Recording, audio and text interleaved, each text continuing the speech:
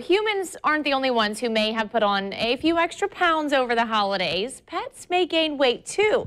So today we're asking when it might be time to put your pooch or your cat, like this little one we have here, on a diet. So with us is Dr. Christian Broadhurst from the Clay County Humane Society. Thank you for being with us. Thanks for having me today. And you brought along Snow-Elle. I brought along Snow-Elle. She is not in need of weight loss, but she is in need of a home. Oh. She lost one of her eyes, but she is nothing. She's never happier than when she's sitting on your lap and just purring and making biscuits. So. Oh, perfect. Well, hopefully we'll find a home for you. Hopefully so. Let's now talk about the holidays. Absolutely. A lot of food. A lot of food. A lot of sneaking food under the table. Yes, food equals love. So yes. I love my dog. I'm going to feed my dog or my grandparents' dog or my parents' dog or whoever you were visiting with this weekend. So yes, our furry friends got more than they needed, generally speaking. So if you are worried that your pet may have gained some extra weight, is a diet something that also can work for your pets? Absolutely. Diet, it's going to sound very easy. Dieting for animals or weight loss for animals is no different than weight loss for humans. You must either burn off more calories or take in fewer calories.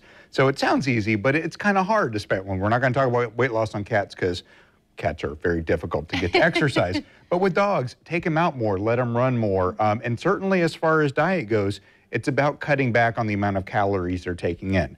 Now, dogs, we luckily very often control what our dogs take in. So if you want to cut them back, you can simply cut back the amount of food they take. Now, are they going to think you're starving them? Absolutely, which is why we bring in the green bean diet.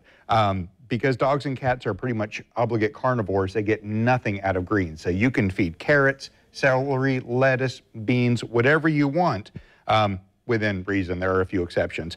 And dogs will be just as full and yet bring in less calories. So are you saying to replace all of the dog food with those greens or to mix them in? Replace some of it, absolutely. So it depends on how many calories you want your dog to take. But if you feed on average 2 cups of food a day, you can cut down to, let's say, 1 cup of food and 1 cup of carrots or green beans or celery or something like that, lettuce. And your dogs will get half the calories and just as full a stomach as they were beforehand. Interesting. Never thought about that. Green bean diet. Now, you mentioned a pet's diet being similar to a human's diet. Now, what about when it comes to other diseases and illnesses? I'm assuming that pets also are more likely to be susceptible to those. Absolutely. Obesity in dogs, just like humans, causes problems with joints, diabetes, respiratory problems. There are some theories that weight loss can be almost as effective as drugs in some situations with arthritis because the extra strain on the joints is just so heavy.